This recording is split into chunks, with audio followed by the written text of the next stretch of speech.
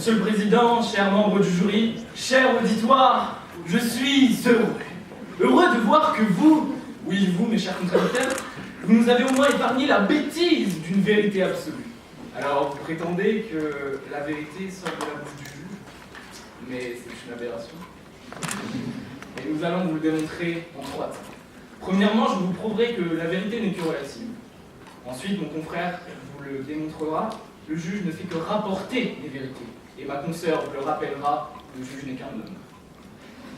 Alors il est vrai que selon l'adage res judicata pro veritate habetur, l'autorité de la chose jugée est affirmée. Mais le juge ne fait que dire la vérité judiciaire et non pas la vérité. Faut-il nous apprendre, chers nordistes, que pour pouvoir invoquer la chose jugée, il faut que l'objet de la demande soit identique et que les prétentions formulées tendent au même résultat? Dès lors que l'affaire est différente, il faut que l'objet de la demande ne joue pas, car elle ne lie que les parties entre elles, et pas les tiers. C'est une question de bon sens, mieux, de droit de la défense. De plus, le juge peut revenir sur ce que vous appelez vérité. Souvenez-vous de nos très chers revirements jurisprudentiels, auxquels nous portons notre cœur un intérêt certain. Surtout lorsque des solutions croustillantes sont adoptées, et parfois à la surprise générale. Souvenez-vous de ces pauvres maîtresses délaissées pendant 139 ans à ne pas hériter, car oui, messieurs, vous vous rendez compte? Il était impossible de faire hériter sa maîtresse.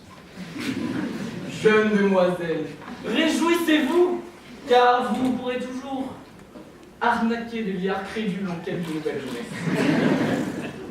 Souvenez-vous également de ce revirement jurisprudentiel sur ces pratiques sadomasochistes longtemps condamnées. Il suffirait maintenant de crier haut et fort son consentement pour que cela ne soit pas considéré comme un traitement inhumain et dégradant. Mais à quoi est dû ce revirement jurisprudentiel? Les juges auraient-ils fait un pacte avec le diable? Auraient-ils troqué leur marteau contre un fouet? Bref, évoluant avec son temps, changeant avec sa société, le juge a su se retourner et faire la jurisprudence évoluer. Dionysien, borné que vous êtes. Comme votre charisme, la vérité judiciaire n'est qu'un simple mythe.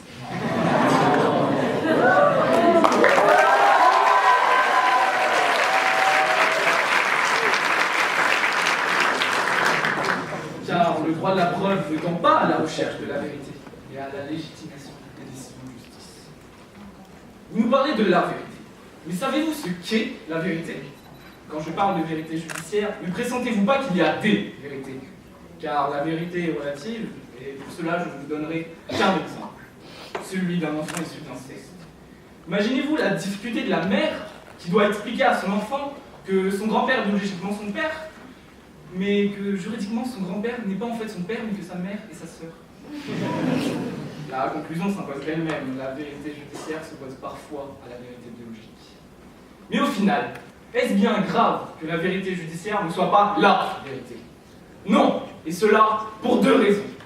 Premièrement, il serait dangereux de confier le pouvoir de dire toutes les vérités à une seule institution. Deuxièmement, dire la vérité ne relève pas du travail de l'homme. Son office est de mettre en balance les intérêts des parties, de mettre fin au litige. Je suis donc au regret de vous informer, mes chers contradicteurs, que pour le juge, il n'y a pas de vérité accessible. Le juge rapporte non pas sa vérité, le juge rapporte non pas la vérité, mais sa vérité. Mes petits volatiles, je sais que vous avez un ego surdimensionné, vous savez que vous avez tort, mais vous n'avouerez jamais. Je laisse la place à Valentin qui se fera un plaisir à son tour de vous clouer le bec.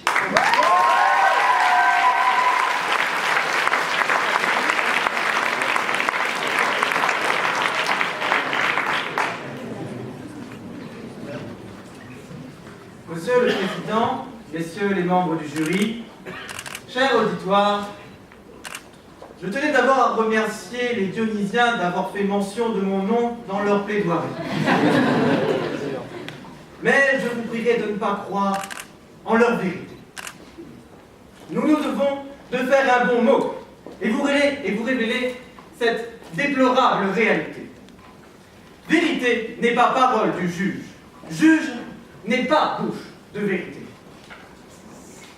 Un auteur, Montesquieu, il disait bien « Juge n'est que bouche de la loi ».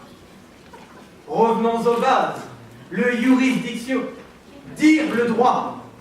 Vous entendez bien, le droit, et non pas la vérité. Le droit, tout le droit, rien que le droit. Tout le droit. Qu'il sache ou non la vérité, le législateur oblige le juge à statuer, car plane sur lui l'ombre du déni de justice.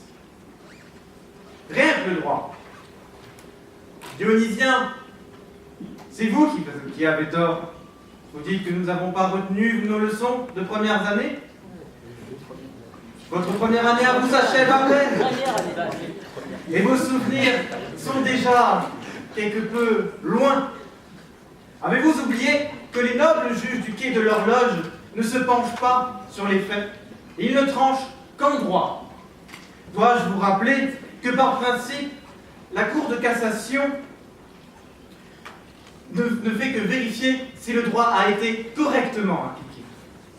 Rien que le droit, pas de vérité. Tout le droit, rien que le droit. J'entends déjà mes contradicteurs. Si la vérité ne sort pas de la bouche du juge, de la bouche de qui sort-elle?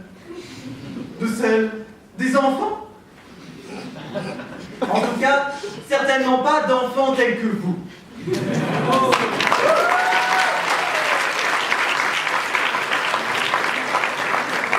Il n'existe qu'un seul individu dans le cadre du procès qui soit astreint à la vérité. Et vous l'avez parfaitement dit. Je jure de parler sans haine et sans crainte, de dire toute la vérité, rien que la vérité. Non, Dionysien, à l'inverse de vous, je ne suis pas abruti par quelconque série américaine. Regardez donc l'article 331 du Code de procédure pénale. Mais, dans tout cela, n'aurais-je pas oublié quelqu'un? Ah oui, les experts. Ces experts. Vous les avez cités, mais je pense que vous faisiez plutôt référence aux experts de Miami ou ceux de Los Angeles. Ces experts, moi je parle plutôt des experts qui tiennent le juge dans un carcan. Ces experts qui, dans l'ignorance de ce dernier, n'ont de cesse d'imposer leur vérité. Et quand bien même, justement, on nous répondrait que le juge n'est pas lié par l'expertise. Comment voulez-vous qu'il s'affranchisse complètement des preuves rapportées par le dit expert? Messieurs les présidents de juridiction, vous avez à statuer sur une erreur médicale.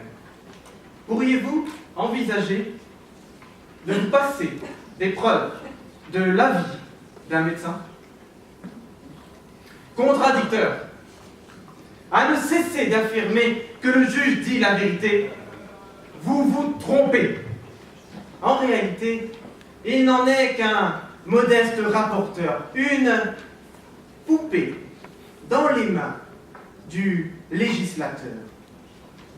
Mais attendrissez-vous, car cette poupée n'en reste pas moins humaine. Ma collègue Linda va vous le démontrer avec émotion.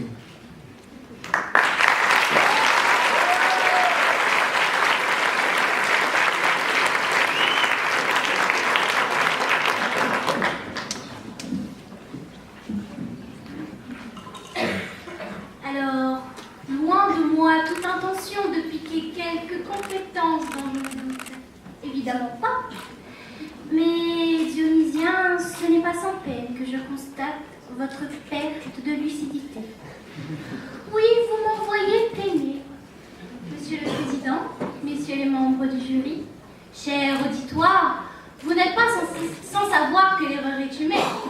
Seriez-vous en mesure de réfuter mon discours si je vous disais que le juge est un homme? De ce fait, il commet des erreurs. Certes, nous parlons d'un homme dissimulé sous une robe, mais tout comme l'habit ne fait pas le moine, la robe ne fait pas le juge. Masque dépersonnalisant, écrit-on. Croyez-vous que l'on puisse s'affranchir de ce qui constitue notre essence même en arborant un costume quelconque? Le juge sous sa toge n'en demeure-t-il pas moins un homme pour autant? Oui, un homme comme vous, monsieur, ou encore vous, et comme tout homme. Il est en proie au tourment, à l'incertitude, au doute, à l'erreur judiciaire. Quelle que soit votre identité, vous êtes désormais Alfred Dreyfus, militaire français. Nous sommes en 1894 et vous êtes condamné bien qu'innocent au bagne à vie sur la charmante île du diable. Le véritable coupable finit par être découvert, vous réintégrez l'armée et retrouvez votre liberté après 12 ans. 12 ans. Que reste-t-il après 12 ans? 1. Vous retrouvez votre femme dans les bras de votre épicier. 2. Vous êtes confronté au sourire forcé ou totalement niais, l'air de dire « Alors Alfred, ces vacances sous les tropiques, bien ou bien ?» Vous auriez pu être Roland Gray également. Incarcéré en 1970 pour un meurtre que vous n'avez pas commis, vous revendiquez votre innocence en vous coupant 2 phalanges, en avalant des manches de fourchette. Vous vous tirez même une balle dans le pied. Avec un peu de chance et 2 bras en moins, votre innocence aurait pu être reconnue bien avant 1977. Ou alors, vous auriez pu être Troy Davis, jeune américain condamné à la peine capitale pour meurtre en 1989. Votre culpabilité repose uniquement sur des déclarations de témoins qui finalement se rétractent. Les preuves manquent, mais il faut un coupable. Vous serez alors exécuté en 2001. Vos dernières paroles, que Dieu vous pardonne, vous tuez légalement un homme innocent. La finalité de mon discours n'est pas ici de blâmer le magistrat, et je le répète, l'erreur est propre à l'homme. La preuve avancez que la vérité sort de la bouche du juge. Dionysien, sachez-le, le juge échange votre vérité. Ce que je raconte. Et si je vous disais équité? Lorsqu'en 1898, il décide de ne pas condamner cette femme, effacée par la misère, ayant volé du pain, afin de nourrir ses enfants affamés. Ce que vous appelez vérité ici vise le délit, le vol. Le bon juge Magnot dit-il la vérité en acquittant cette pauvre dame. Pourquoi? Il en vient même à rembourser le coût du vol.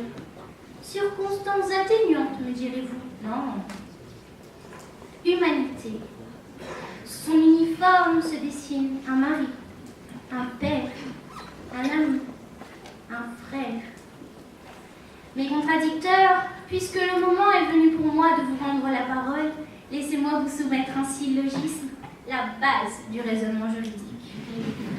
Aucun humain n'est en mesure de détenir la vérité. Le juge est un humain. Je vous laisse conclure.